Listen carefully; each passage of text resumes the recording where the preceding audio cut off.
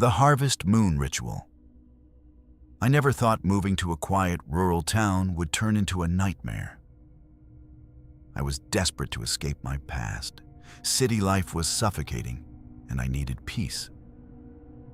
When I found a small place on the outskirts of a town called Miller's Hollow, it seemed perfect. The kind of place where everyone knows everyone, and nothing much ever happens.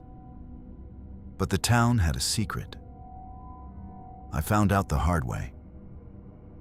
It started with the neighbors. They were friendly but distant, like they were watching me, waiting for something. At first, I thought it was just me being paranoid. Then I noticed strange symbols scratched into the bark of the trees lining the road. Odd, geometric shapes. They didn't look like anything I recognized, but they gave me the creeps. I asked a local at the diner about them. His eyes flickered nervously before he said, "Don't pay attention to old Miller's Hollow superstitions, nothing to worry about." But his voice was tight, almost scared. That only made me more curious. A week before the full harvest moon, strange things started happening. I heard chanting at night, low, rhythmic, like a language I didn't know. I'd catch glimpses of flickering firelight deep in the woods behind my house.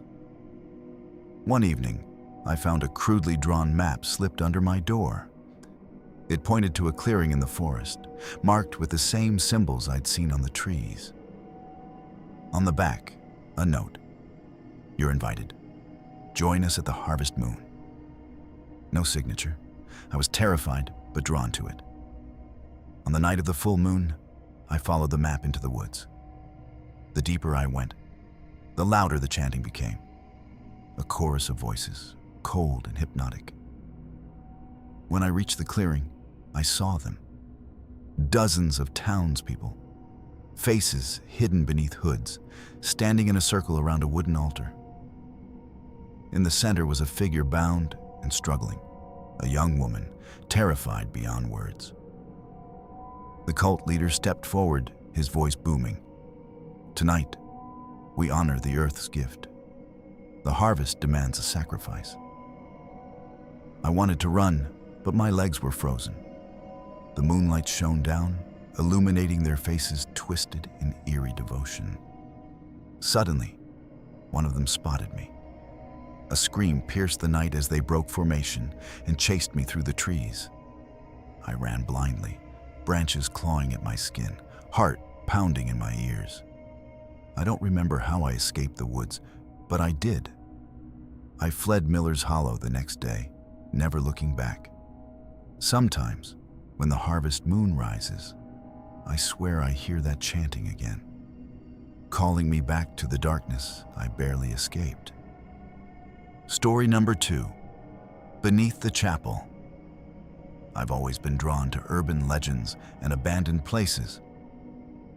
There's something about the forgotten, the hidden stories that pulse beneath the surface of the everyday world. So when I first heard about the old St. Agnes Chapel, shut down for decades and rumored to hide dark secrets beneath its crumbling walls, I knew I had to see it for myself. They said a cult used to operate there in the 1970s. Conducting rituals down in the tunnels underneath the chapel. Strange disappearances, whispered rumors of sacrifices, and a sudden burning of the chapel that sealed it off forever. Most people avoided the place, but the mystery was too tempting. One chilly autumn evening, I found a way inside through a broken window near the basement. The air inside was thick with dust and decay. The chapel's faded pews and shattered stained glass windows gave it the feel of a tomb.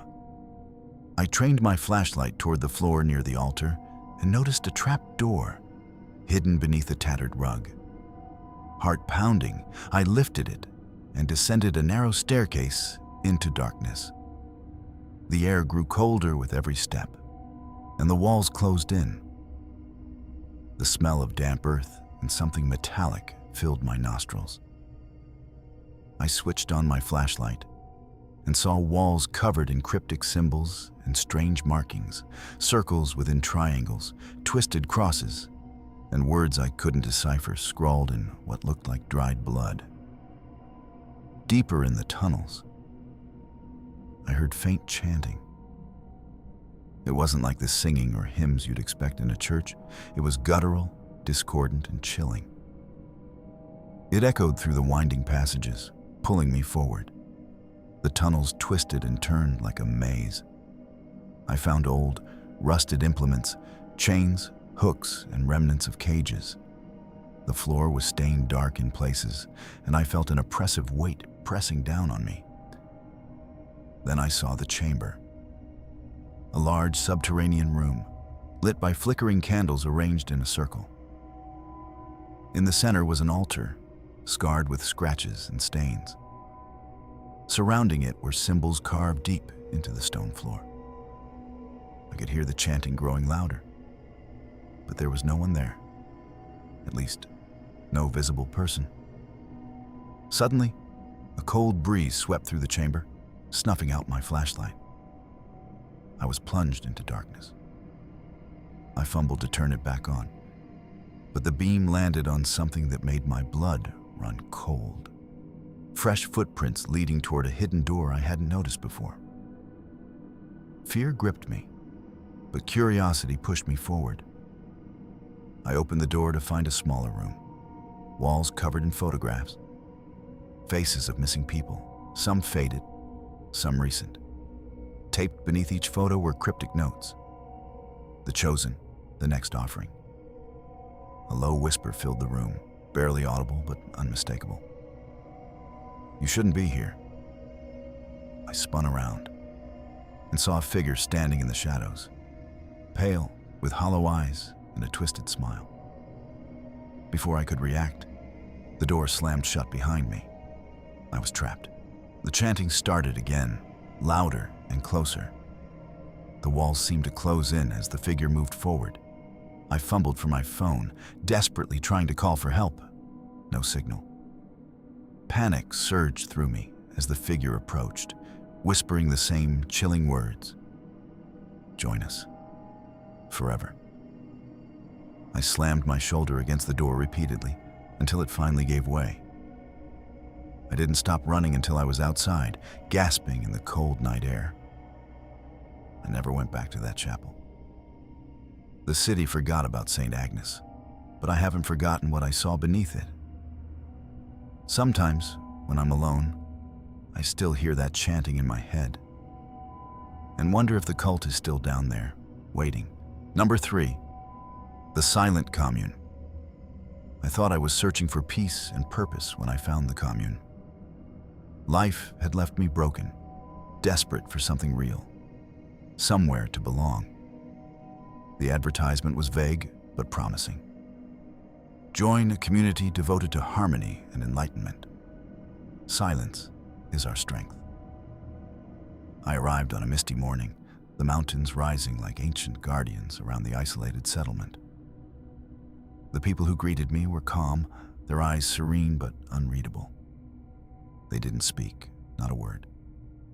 At first, the silence was peaceful. No chatter, no conflict, just quiet companionship. I was told the leader, a man named Elias, believed true connection came from listening and observation. Words were distractions. But as days passed, the silence became suffocating. There were strict rules. No speaking, no eye contact, unless Elias permitted it, and absolute obedience during the daily rituals. Punishments for disobedience were whispered about but never explained. The atmosphere was tense beneath that calm surface. One night, I saw what the punishments were. A man who had broken the silence was dragged from his cabin. I couldn't hear his cries, but the terror in his eyes was unmistakable. When he was returned, he was broken, not just physically, but something deeper, like a part of his soul had been ripped away. Elias himself was a towering figure, charismatic, silent, but with a presence that filled every room. His eyes burned with a cold intensity that made me shiver. The commune's rituals were bizarre and terrifying. Each evening, we gathered in a circle around a bonfire. We sat in silence as Elias led a ceremony involving sensory deprivation, blindfolds, restraints, and chanting in a language none of us understood. I was made to participate, and the experience crushed me. In the darkness and silence, I felt my mind unraveling. I realized the silence wasn't just about peace. It was control. It was to break us down, to erase our identities. One night, I decided I had to escape. I slipped out of my cabin while the others were occupied. The mountain forest was a maze of shadows and sounds. Every snap of a twig sent my heart racing. I thought I heard whispers behind me, footsteps quickening to catch up. I ran harder than I ever had in my life, branches tearing at my clothes, breath ragged.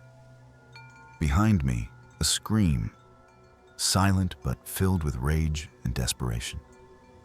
I stumbled onto a path and didn't stop until I reached the nearest town. The police were skeptical of my story, but my fear was real.